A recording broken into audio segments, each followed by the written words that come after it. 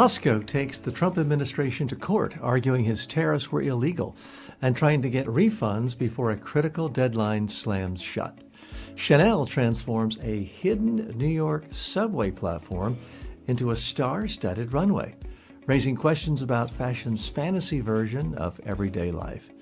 President Trump dismisses America's rising costs as a Democratic, quote, con job, even as voters increasingly turn on his economic messages. Overnight, Trump unleashes hundreds of Truth Social posts per hour. Wild conspiracies about Obama's, Canada, and Venezuela, while cameras catch him nodding off in daytime meetings. And finally, a surprising argument that progressives could actually learn from: Trump's brutal efficiency in wielding government power. All that and more today. Welcome to Filtered with TJ Walker. Hi and welcome. So glad you're here with us today. I appreciate that very much. We've got a lot of fun stories for you today on this Sunday. I'm recording this in advance because when you're watching this, I'm most likely on a plane from the United States going to Vietnam and then to Taiwan. So we'll be on the road on assignment as well as some vacation sightseeing time coming up in the next few weeks. So it's not all of our shows are live, but I'm still trying to pick news stories that are fresh and relevant to you so we can have some detailed analysis. Let's dive right in with story one. Costco takes Trump tariffs to court. According to CNBC, Costco is now suing the Trump administration to get back the money it's already paid under President Trump's new reciprocal and fentanyl tariffs, and to stop those duties from continuing while the case heads to the Supreme Court. Costco says it faces a hard December 15th deadline. After that date, even if the Supreme Court rules the tariffs were illegal, the company may never get refunded. As Costco put it, importers are not guaranteed a refund without their own court judgment. A federal appeals court has already ruled that tax lacked the legal authority to impose these tariffs, saying that tariffs are a core congressional power. And during oral arguments in November, most Supreme Court justices appeared skeptical of the administration's position. The White House insists the tariffs are lawful, warning of enormous economic consequences if they're overturned. Okay, what's the real message here? You don't see Amazon or Jeff Bezos standing up to Donald Trump, but you do see Costco standing up to the president. Is this something new? Are big companies that have a big profile in the public's imagination ready to start saying the truth, which is a tariff is a tax and nobody's paying it except for you? I hope so. Let's dig a little bit deeper here into this situation. Some of the facts. Again, Costco's lawsuit exposes the legal fragility of Trump's tariff agenda. The courts have been very skeptical of his rationale. A little backdrop. The United States Constitution gives Congress the power to tax. A tariff is a tax. Now, the presidents do have certain emergency powers. But what's the emergency? Because on the one hand, Trump's saying the current U.S. economy is better than ever. On the other hand, he's saying we're in such dire straits that it's an emergency that we have to impose these tariffs so quickly that Congress doesn't even have time to act. Well, those two things are 100% inconsistent. And Costco has asked a federal judge to give 100% refund on all the tariffs paid so far. I could tell you, I got a very hefty tariff bill, about $350. And again, I'm guilty of the same crime I'm accusing Democratic leaders of doing. You should never, ever refer to it as a tariff. It is a tariff tax. It is a Trump tariff tax, to be accurate about it. I had to pay a $350 Trump tariff tax because of a new table, a dining room table I had just purchased that was delivered from Europe. So this is affecting a lot of people. Now, it's not more important because it affects me, but chances are it is affecting you either directly or indirectly because the tax is passed on The people in other countries are not paying these taxes. They're simply tacking it onto the price, and you and I are paying for it. So when you are saying, gosh, it seems like I have a lot less money in my paycheck this month or my bank account, and my income tax didn't go up, why is that? Well, other taxes went up. A tariff tax is a sales tax. It's a tax. It's government taking money out of your pocket and putting it in their pocket. And look, there are times when we need taxes, but be honest with it. Be honest about it. If someone, Democrat or Republican, says we need to raise income tax by 2%, they're being honest. You might not love it. I don't love seeing my taxes go up, but at least there's an honesty. This idea that, oh, tariffs aren't really taxes, wink, wink, and you're not really going to pay for it. Those foreigners are going to pay for it. Those people from the awful countries who are bad people who we like to talk about as garbage, somehow they're all going to pay for it. It doesn't really add up. A reminder, a federal appeals court ruled 7-4 that Trump exceeded his authority because Congress alone controls tariff powder. So I misspoke earlier. It's not just that Congress controls taxes and the ability to raise taxes. Congress actually has the power to install and impose tariffs, not the president. Dozens of companies have filed lawsuits. Of the ones who filed, Costco is certainly one of the biggest names out there because this is the kind of company that is very much susceptible to public pressure and shame because in the past, I mean, certainly a company like Amazon would be fearful of a negative tweet or a negative Truth Social from Trump condemning the company or urging his supporters not to shop there anymore. Now, Costco does have a demographic that is a little bit different than Amazon. I'm sure there's overlap. I use both, but it's a little bit different. So they may have put in some calculation that they would not lose that much if attacked by Trump. But I also think it's a sign that there are more people in our society, not just the Marjorie Taylor Greenes, but others who are saying, maybe the emperor's wearing no clothes. Maybe, in fact, and I do realize that's a horrible image when talking about this gentleman, but more and more people seem to be acknowledging that he's not perfect. Maybe some criticism is legitimate. Maybe we can criticize him and the world doesn't end just because he says something nasty back. Let's hope so. By the way, welcome to the show. I'm TJ Walker. This is Filtered. This is, in case you were confused, not a political punditry show. This is not Fox News Channel or MSNBC or any overt political show. This is a show where I analyze the top business stories of the day, technology stories, economic stories, which includes things like taxes and tariffs, and it includes the top culture stories of the day, filtered through the lens of communication and personal development skills. So that's what we're about right here, and I'm here for you every day, 7 days a week, as a sane, sensible centrist, calling it like it is. What's different about this show is you don't just hear about the news and get bummed out and say, oh, aren't politicians a bunch of crooks or whatever. No, there's plenty of other places where you can become more cynical.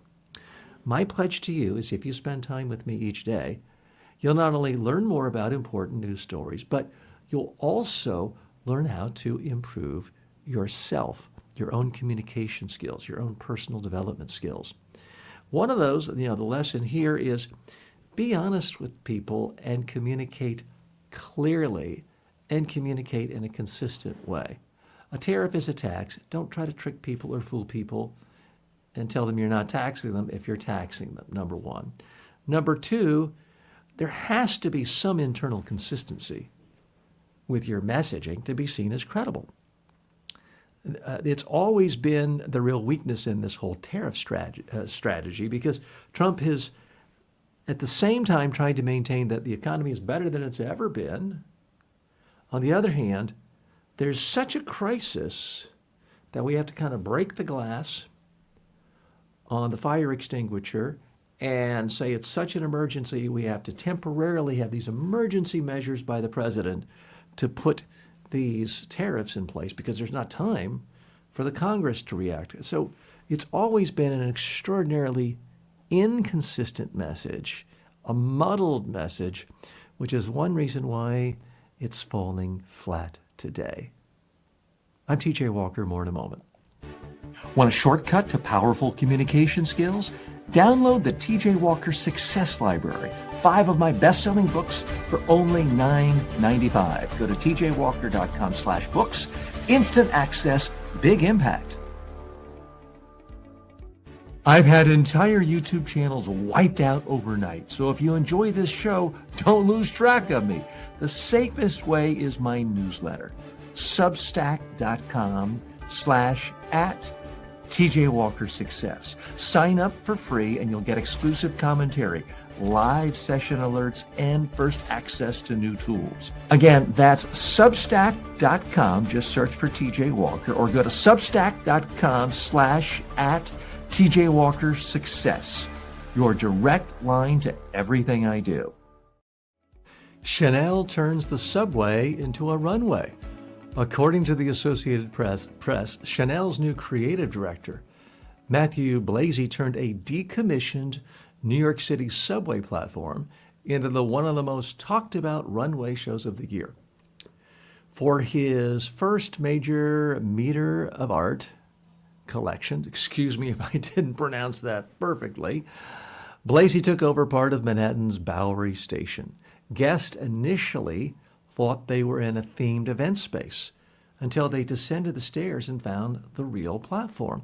A real train pulled in and models stepped out of the cars onto the runway. Blasey says he wasn't channeling royalty this time, but everyday commuters. In his words, the New York subway belongs to all. It's a place full of wonderful encounters, a clash of pop archetypes. Kristen Stewart, the movie star, praised the show, saying, quote, "It felt like breaking the system," and that she saw so many different versions of a person walking. It wasn't one woman. Blasey called the subway the vortex of the city. It connects everything. Okay, so what's the real message here? Do something different. If you're used to holding all your runways under a tent or at some big convention center, and that's what everyone's done, that's the way everyone's always done, do something different. You get attention. People are talking about it, news coverage. Something ordinary can become something extraordinary when you simply change the context. Now, for anyone who lives in New York City or who has lived there, as I have, subways don't really seem that glamorous. Sometimes they smell bad. Sometimes they're a little dirty. Yes, you do see rats. Now, they're much cleaner than they were when I first moved there in the 1980s. The graffiti, for the most part, is gone, but it's still not what you associate with glamour. Now, I've been to some of the high-end fashion shows in Bryant Park and at the Kennedy Center, and those are glamorous affairs. I won't kid you.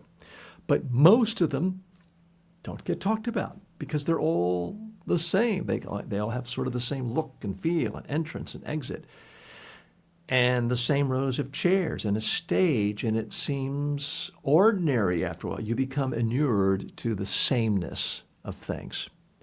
So the real message here is, Chanel, good job. You mixed it up. You took high culture and brought it down to the people. Nothing says the people more than being on the subway in New York City. So hats off to doing something not necessarily more expensive or fancier, but more creative because it was different.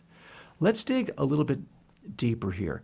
To me, there's a really important communication lesson here in that it's too easy, no matter who you are, what field you're in, what industry you're in, to just do what you did last year. Do what everyone else does. Do the normal. Everyone else is giving a PowerPoint presentation with 6 bullet points per slide, and I guess that's what I'll do in my bullet point presentation for the board. You do what everyone else does, you blend in. You don't stand out. It's not interesting. Maybe you don't get fired for it, but you don't get talked about. You don't get attention. And we live in a world where attention matters. Attention is monetized. Not getting attention can put you out of business, especially if you are a fashion designer. I mean, let's face it, the whole point of fashion is to stand out a little bit, to be different at some level. Otherwise, we'd all be wearing plain cotton t-shirts or burlap bags. If it's just about keeping us warm, why bother to differentiate?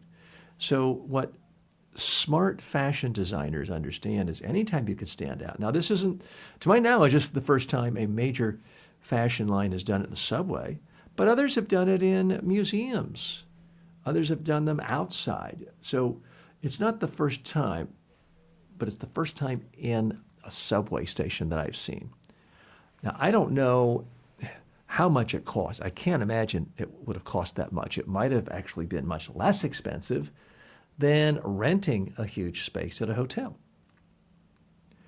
In New York City, if you're not familiar with it, there are a number of subway stations that have just been shut down. They're abandoned. They're sort of eerie looking, and the trains, for whatever reason, are routed in different ways. So apparently, the company Chanel was able to gain access from the New York City subway system and use a train station that had been taken out of active service. So they weren't inconveniencing New Yorkers because that would have generated some controversy.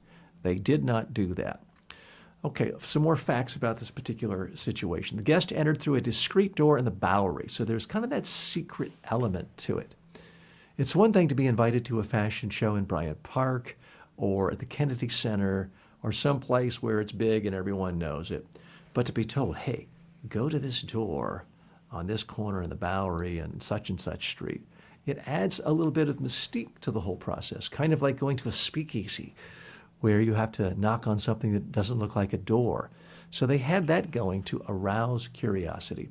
A real train pulled in, and the models came out and started walking on their version of a runway. Now, the collection from Chanel drew on commuters from the 1920s. They mixed different ages, styles, archetypes. Some looks paired classic Chanel suits with I Love New York t-shirts, tweeds, capes, bold skirts. So interesting juxtaposition. So I want to take my hats off to Chanel. It's not a brand I buy, but it is a popular brand within my household. So Chanel, congratulations on just doing something that gets you talked about, and talked about for your creativity, not for doing something just outlandish or obnoxious in a craven attempt to get attention. This is attention in not almost an entirely positive way. It's in an entirely positive way. So hats off to you, Chanel. We'll be right back after this break. Want more? Grab my 5-book success library for $9.95 at tjwalker.com/books. It's the fastest way to level up your communication. Imagine being the most confident person in the room, whether you're on Zoom or on stage. That's what thousands of professionals are learning to do right now through my online communication courses. At Media Training Worldwide, you can access my complete training library on demand, affordable, and actually effective. Whether you're preparing for media interviews, client presentations, or TED-style talks, I've got you covered. Check it out, MediaTrainingWorldwide.com. You'll never wing it again. Want to advertise here? You better be legit. No crypto, no junk food, no supplements. Go to tjwalker.com/advertise. Welcome back. President Trump calls affordability a, quote, con job. According to the Times, President Trump is now dismissing America's cost of living pain as a political trick, even as polling shows his economic edge slipping. At a cabinet meeting, Trump called affordability, quote, a fake narrative and a con job, claiming Democrats invented the issue to fool the public. He said, they just say the word. It doesn't mean anything to anybody. He also insisted, I inherited the worst inflation in history. There was no affordability. Nobody could afford anything. Those comments clash sharply with his recent branding of himself as the, quote, affordability president, something he said just last week, bragging that groceries and other prices are coming down.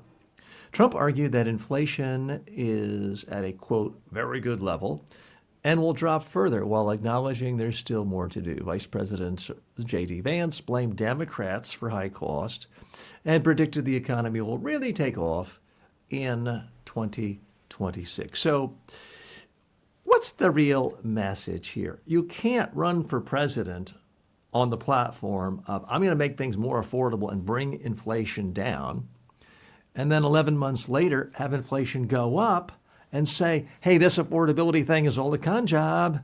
Doesn't work that way.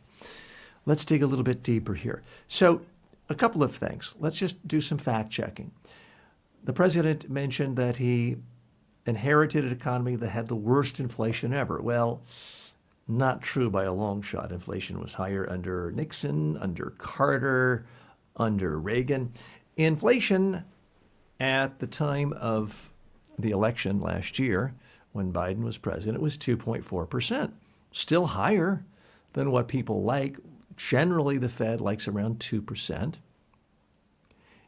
Yes, it had been higher in earlier years, but inflation was going down drastically, rapidly, almost to the point of hitting that magical 2%, which the Fed seems to, it's that Goldilocks, not too hot, not too cold level where most economists want our economy. It was at 2.4%. Now, today, according to the most recent data that has come out from reputable sources, inflation in the United States is 3%. To be fair, by historical standards, 3% is pretty good. It's really not that high. We're not talking about, Germany in the 40s when it was, 100% plus, or Argentina. 3% is not bad. The problem, of course, is Trump ran on the platform of, day one, I'm going to get rid of all inflation. And only a week or two ago, when he saw so many Democratic politicians running for office on the platform of affordability, which happened in New Jersey, which happened in New York City, which happened in Virginia, he said, well, I'm going to climb aboard that train. Everybody's talking about this. The getting's good. Let me hop into that as well. And now here he is, really just a few days later, saying it's a con job. A fraud, a Democratic fraud. And I guess his answer to you is if you say, hey, I'm opening my wallet, I don't have any money left to get me to the end of the month, he could just tell you, well, I guess you're a member of the lunatic left if you think you have less money. Maybe it's just a mirage. So if you want to tell yourself that or try paying your rent with pretend money and tell your landlord that they're a part of the lunatic left because they want more money, I guess you could try that. I don't think it's going to be very effective. Let's look at some more facts of the issue here surrounding this issue. So, again, just days earlier, Trump proclaimed, I am the affordability president, touting lower drug prices and cheaper groceries. Well, groceries are not cheaper. Now, is it possible anything in your grocery cart could be less expensive than a year ago? Sure, it's possible. But on average, prices have gone up with your groceries. Again, he says he inherited the worst inflation in history. Well, I think Ronald Reagan might beg to differ on that one. J.D. Vance urged arguments to look in the mirror if they want to talk affordability and predicted a strong 2026 economy. First of all, what does that mean? Because J.D. Vance, to his credit and Trump's credit, and everyone on their party, they won. They control the federal government. They control the executive branch. They control the House. They control the Senate. They actually control the Supreme Court, too. So anything that's good happening in our economy, they deserve all the credit. They'll certainly take all the credit. They should look in the mirror for the credit for anything good happening. But it also means they need to look in the mirror for any bad news. Certainly, let's say hypothetically inflation were now at 1.5%. And inflation had gone in a relatively short period from 2.4%, which is where it was last November, to 1.5% today, hypothetically. I guarantee, there's few guarantees in life. I'll give you this or your money back. J.D. Vance and Trump and every Republican would be saying, see, we told you so. We told you our strategies, our philosophies, our methods would decimate inflation, and we were right. And I would be right here telling you, you know what? They were right. I was dubious that they would cut almost an entire percentage off of inflation, but they did it. They took it from 2.4% to 1.5%, but that's not what happened. The other guarantee I will give you, or your money back, is if any Democrat in December of 2025 were to stand up and say, well, yes, inflation's now 1.5%. It's dropped almost 1%, but that's because of Biden's old policies of why inflation has now gone down 1%. That person would be mocked, ridiculed, probably tarred and feathered, called a lunatic of some sort, far left, far right, far up, far down. They'd be called a lunatic if they tried to take credit for inflation going down. And yet somehow J.D. Vance wants Democrats to take credit for inflation being up, but not down.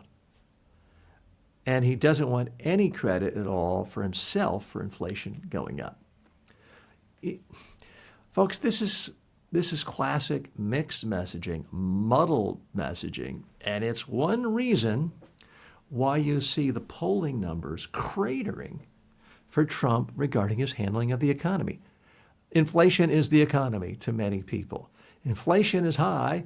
Even if you got a job, you feel like the economy's awful because your purchasing power is going down, and maybe you can't even pay rent or feed your family this month. So that's the problem with inflation. And like it or not, Mr. Trump, President Trump, Republicans, you own the economy now. I mean, you got it all. Let's give credit where credit's due. You convinced Americans to vote for you, to give you the keys to the store. You're running everything. So if inflation goes to zero and unemployment goes to zero and everybody becomes a crypto billionaire, you get all the credit. You do. You'll deserve it. But if things get worse, don't be whiny little babies. And so it's still it's Biden's fault. It's the Democrats' fault because it's not convincing anyone. Now, to be fair, and I'm fair here, I'm a sane, sensible centrist. President Trump so far is not showing signs of losing support among registered Republicans. About 8 out of 10, 8.5 out of 10 still say they love him. So he's really not showing much erosion overall support. But if you scratch the polling data a little and ask them, okay, you may support the president now, and you may think, yeah, I never vote for a Democrat. Fine. But do you support how he's managing the economy? That's when it's like, no, not so much. That's what's eroding. And the significance of that is if people may still emotionally cling to the idea of I like one party, not the other. But if they're so convinced you're doing a poor job on policy, they might just stay home on election day. They might not be as excited.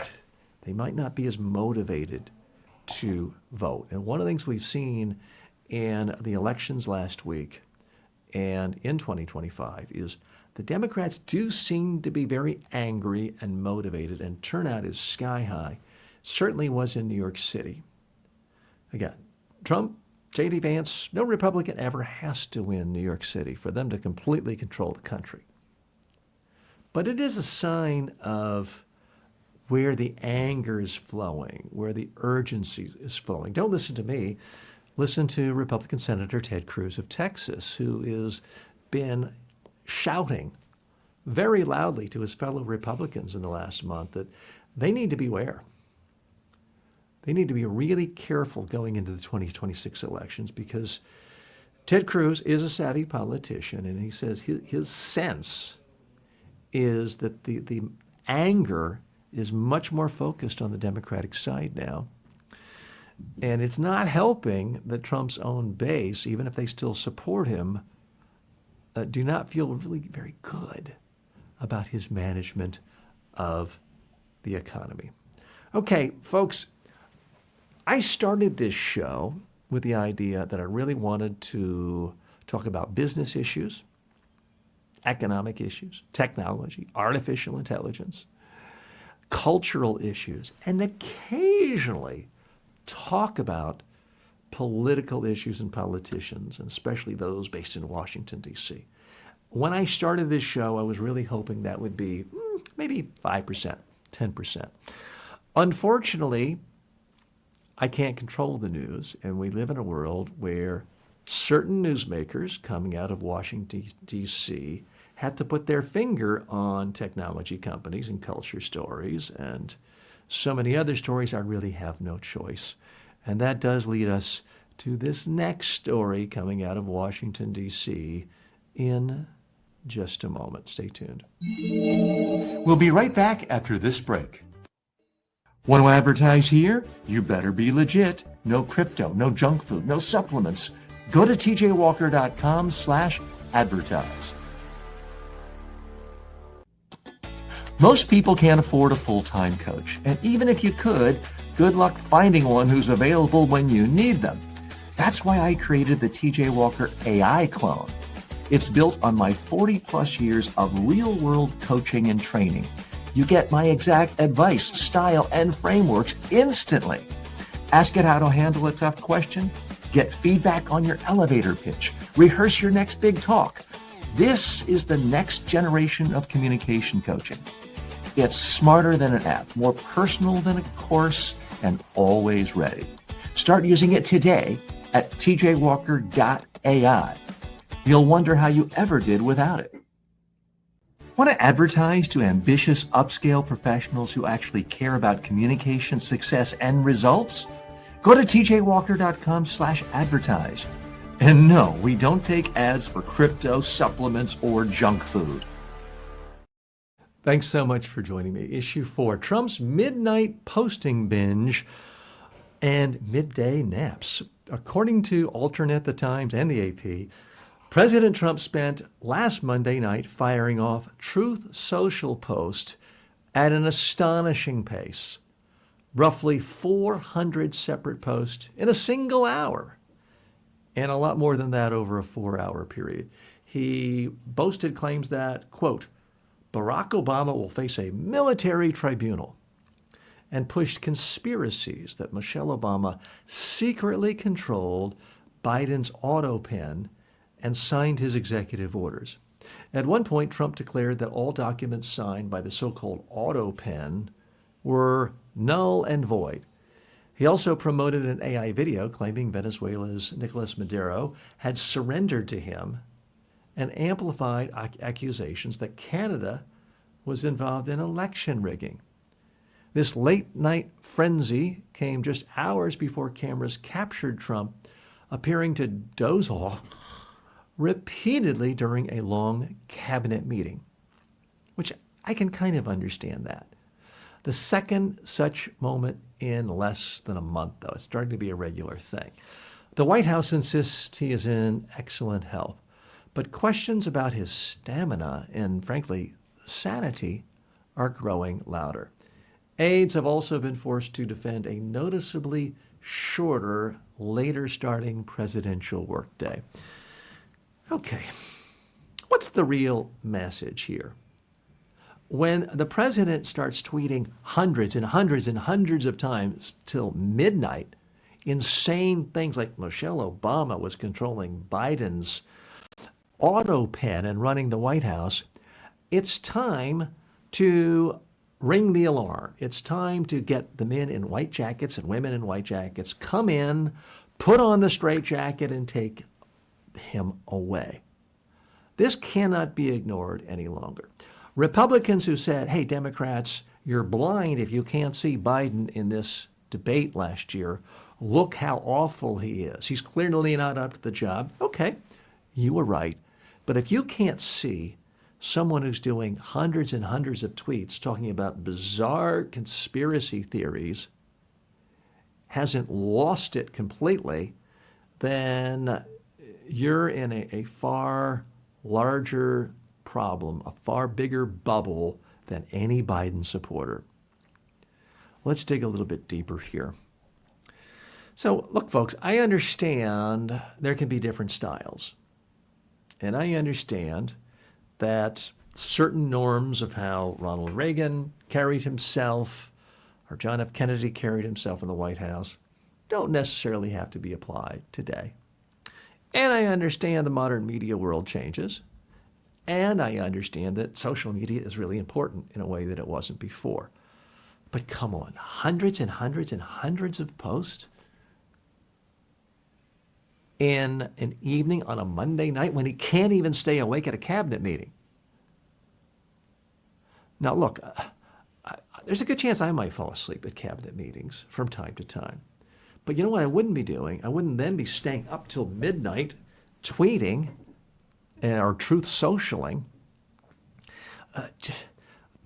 It says so many perverse, bizarre things about this individual. You already get more attention than any human being on the entire planet. You really have to get more attention by retweeting a ridiculous cartoon that's demagogic? You're someone who has the finest intelligence officers in the world reporting to you every day, giving you the best intelligence the world has to offer. And from that, you feel the need to peddle conspiracy theories that have no factual basis, and to make accusations like Barack Obama will face a military tribunal. It's just absolutely insane. And look, I understand political supporters can get into a mentality of this is war and anything that's against our team is bad, and anything that makes the other guy look bad, you've got to embrace that. And anyone who wants to say something bad about our team is bad. Yeah, there was some of that on the Democratic side last year. There's no doubt about it. There were many supporters of Biden who said, nothing to see here at the debate. He looks perfectly normal to me. And they weren't even looking. I, for one, couldn't even watch the debate because I had seen Biden's decline going on for years. I always kind of felt like, I can't watch, he's going to fall over. So don't put me in that camp. But there is a difference. At some point, when confronted with evidence, enough Democrats, whether it was George Clooney, whether it was Nancy Pelosi, whether it was Bill Maher, finally said, okay, folks, the jig is up. Biden can't do this. He ain't all there, folks. He's not competent.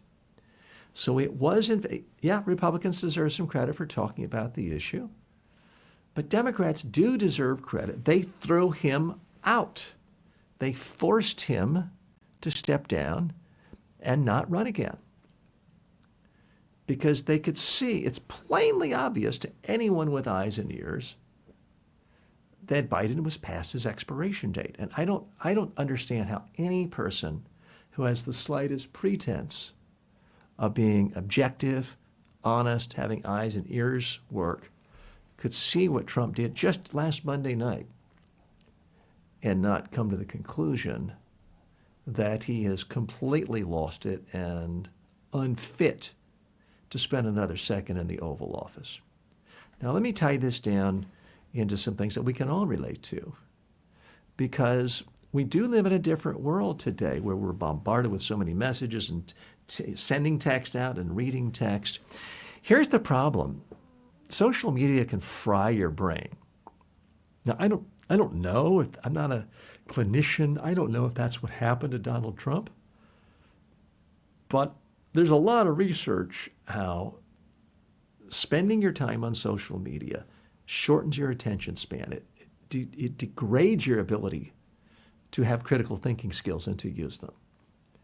It degrades your ability to even get a good night's sleep, which may be why he's falling asleep in cabinet meetings. I just know myself, even answering questions. I don't have 10 billion subscribers to this channel, but I can start answering questions and responding to things. And after 50 minutes, I feel exhausted mentally, emotionally, physically, and I still have hundreds more messages to go.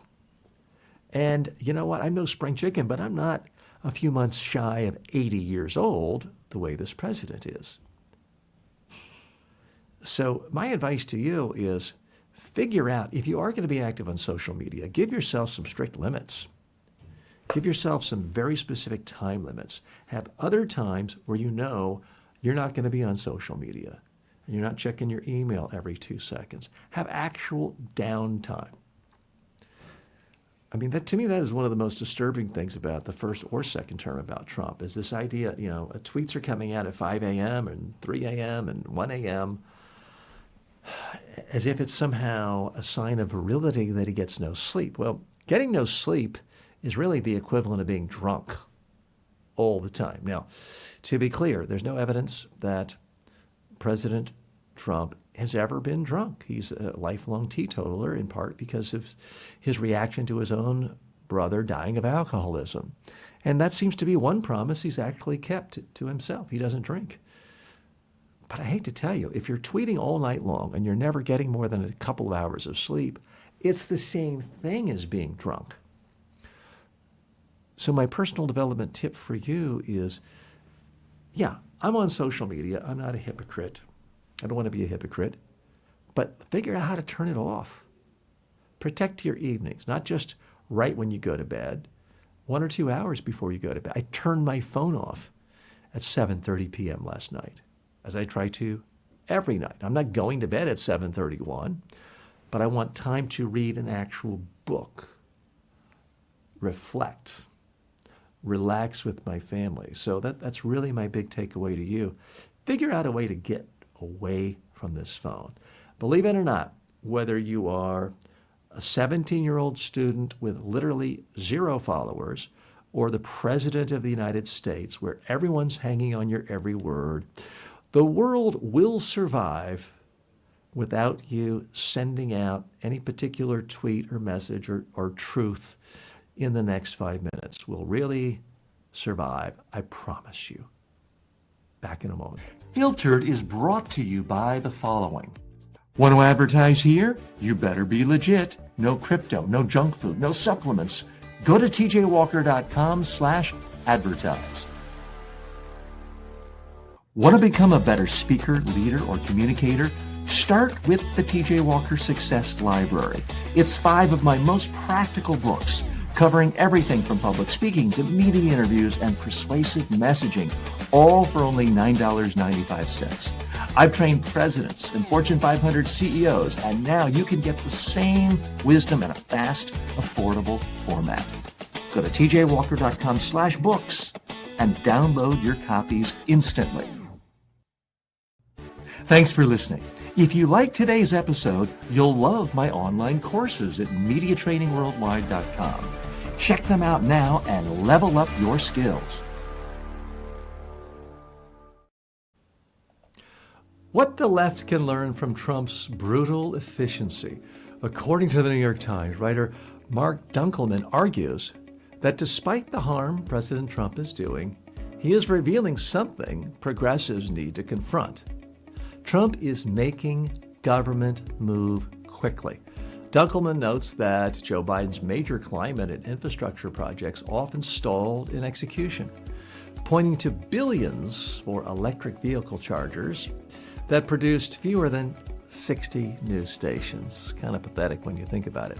By contrast, Trump's deportations, tariffs, even military actions may be harmful, but they're carried out very swiftly, just like knocking down the East Wing. He gets stuff done. The larger point is that progressives have become conflicted about government power. They want strong authority to regulate corporations and build green energy, but they fear that same authority on issues like abortion, policing, and minority rights. Dunkelman argues that the Trump era should push progressives to rethink their theory of power, to protect rights, but also empower someone in government to move projects forward without endless delays. He says the left must regain the capacity to build things again, from housing to transit to clean energy, and learn to wield power as effectively for the public good as Trump wields it for his own agenda. So what's the real lesson here? Smart politicians learn from any other politician across the spectrum on how to get things done. And the Democratic Party does have some politicians. They had better study every single thing Donald Trump does, not to copy him step by step, but to see that he actually gets stuff done. You might not like what he does, but he has proven that government can take actions and accomplish stuff. The biggest problem most Democratic officials have with voters is voters fear like, okay, you talk nice, but you don't really ever deliver anything. Let's dig a little deeper here. The theme from this column in the Times also tracks or complements this narrative of abundance that Ezra Klein, the columnist and podcaster for the New York Times, has been pushing in his own book, which, by the way, is a great book, Abundance. And it's a lot of the same themes here. Is the Democrats have to use government to create more abundance for society. That has to be done by doing things like creating green businesses and creating housing that's actually affordable. And so many Democrats, look no further than California and San Francisco and New York, are so obsessed with rules and procedure and fairness and organized labor and hurting somebody's feelings, all worthy issues individually, but you put those all together and it ends up strangling or handcuffing anyone who actually wants to create new housing or create a highway or create some form of infrastructure or create electric chargers, because it makes it really easy to kill any project. Someone comes up with a good idea, and 14 years later, you've got a situation like you do with the big dig in Boston or the big failed mass transit train in California, where everything is tens of billions of dollars over cost, and it hasn't been delivered yet. And that's on the Democrats. The Democrats cannot blame Republicans on the cost of housing in California or New York. Republicans are not running things there, by and large. So I think the author here is on to something, that you've got to learn from your enemies, not to follow them, not to do exactly the same thing. But if they have certain tactics that work and you're a politician, you got to realize you're not there as a philosopher. Your voters don't ultimately care whether you are a purist with your philosophy. They care about what you deliver. Say what you will about Donald Trump. He might not have delivered lower prices. He might not have delivered lower inflation. But he really has delivered on a number of objectives that he said he would do. He said he would crack down really hard on minorities. He said he'd make America great again, implying for white people born in certain places. And wow, has he done that? As far as using the power of government to crack skulls occasionally, to use the military to take over democratic cities. I mean, he's said he'd do that, and he's done it. He said he would impose tariffs. He has done it, folks. Like it or not, and I don't think there's any evidence that they've helped our economy or our relations around the world, but he gets stuff done. And it's not simply because he's willing to break any law and ignore any judge. That's a part of it, obviously. But there's more to it than that. In this column in the Times, which I would recommend you check out, argues that the left faces a Robert Moses problem. Robert Moses was a power broker in New York City that built most of the infrastructure of New York City as we know it. Major roads, parks, highways. But he was also somebody who just bulldozed over minority communities, destroyed communities, did whatever he wanted. Wasn't particularly democratic, but boy, did he get stuff done. The author's not suggesting, and I'm not suggesting the Democrats have to go that far, but at some point you go too far on the other side. It's one thing to say, let's give all the power to a Robert Moses, strong authoritarian figure to do whatever he wants, and to heck with listening to anyone in any community that doesn't want to see their community destroyed. That's one clear extreme. But the other, and no one's really arguing that other than some version of Trump world. The other extreme version, though, is frankly what we have today, which is, hey, let's all sit around and talk about green energy and electric chargers and inexpensive homes and great jobs. But the second anytime wants to actually build something, let's make it really easy to file 10,000 lawsuits to stop the thing, because we wouldn't want one interest group to have its feelings hurt. That's the other extreme. And I don't think it's a caricature to say that's essentially where the Democratic Party has been in places like New York City and in California for the last few decades. So interesting fuel for thought as the Democratic Party really tries to figure out what its identity is. I mean, one of the beauties of being out of power is it's going to be easier to change your positioning, your values, your party platform than ever before, because people are looking for a change. They know that what they've got isn't working. A lot of Democrats, even though they won a few special elections this year, realize, okay, we know our brand is tainted. We know voters don't love what they think of when they think of a Democrat. We know that certainly in a lot of swing districts all over the country, our biggest problem is not the quality of the candidate, the communication skills, the education level, the intelligence, even the financial backing of our candidates. The biggest problem in the majority of swing districts in the United States for a Democratic candidate is the fact that there's the word Democrat in front of them. It is a tainted brand, primarily because of the perception that Democrats can't do anything. All they can do is call someone a racist, a sexist, a bully, and quite often it does need to be said, but that can't be the only thing your party does when they are in power. You've got to build affordable housing. You've got to build new universities. I mean, when's the last time we've seen in a Democratic state, I'm not talking about Texas and Austin, but in a Democratic state, truly build from scratch a brand new world-class university? I'm trying to think of the last one, and it's been a long, long time. Certainly not in this century.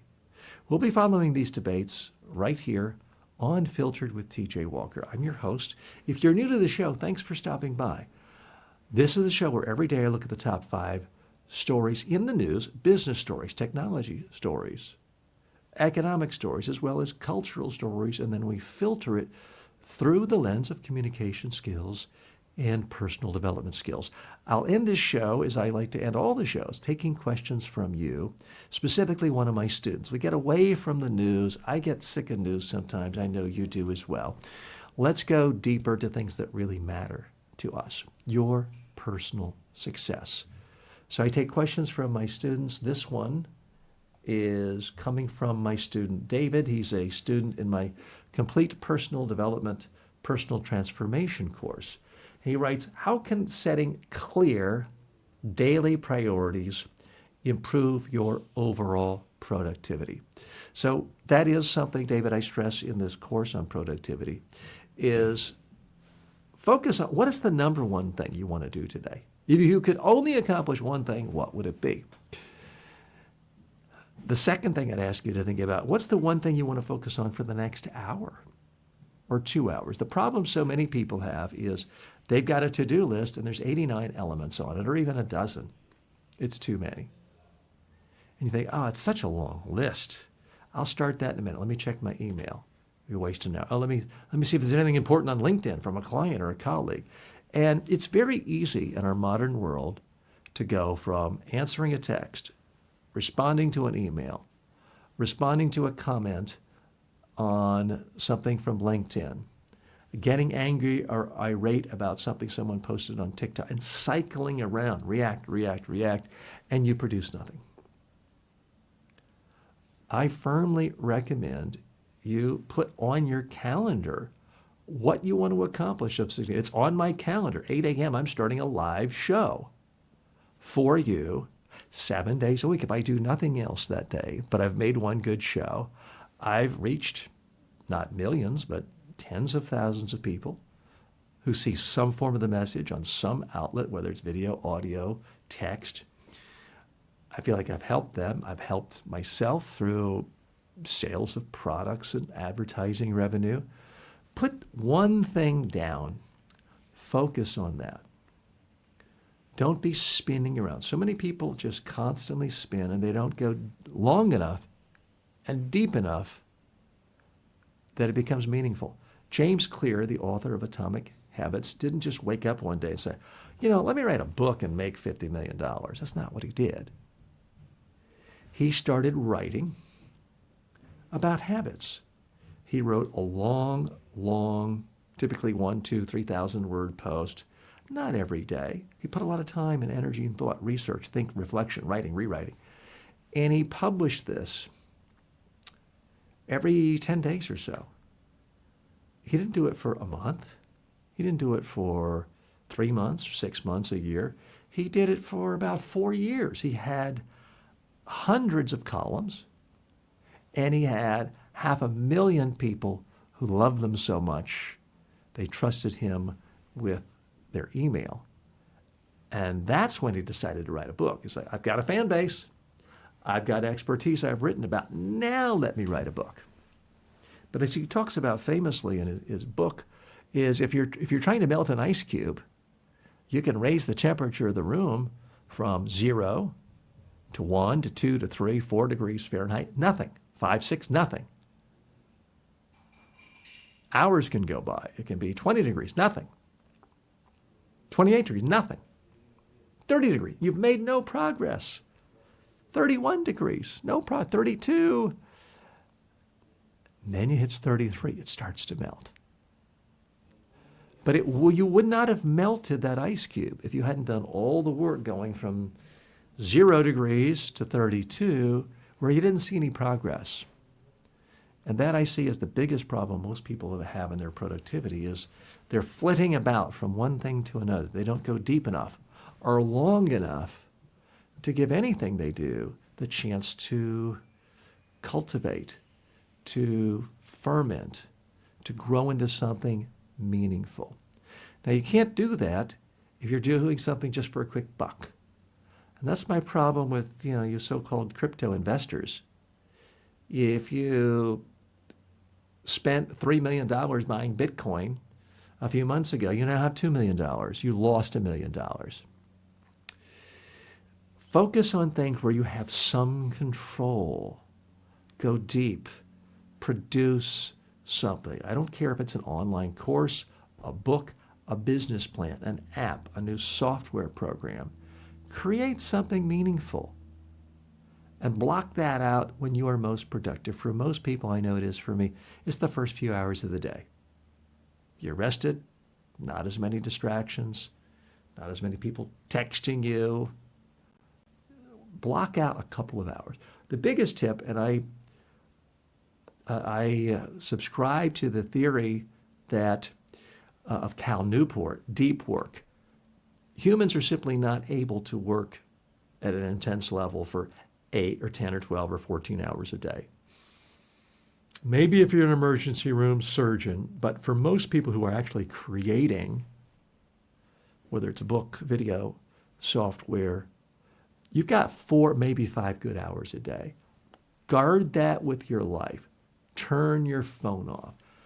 Put the do not disturb sign on your door and just create. If you get 4 good hours out of the day and you do that every day for years, you will be successful. I'm TJ Walker. Thanks so much for joining me today. If you got any value out of today's show, please leave a review. If you're listening on a podcast, subscribe to the podcast, follow the podcast, leave a review. If you're watching on YouTube, TikTok, any other platform, please sign up for notifications, subscribe, leave comments and questions. I do typically read and respond to every single question and comment. Thanks so much. See you tomorrow.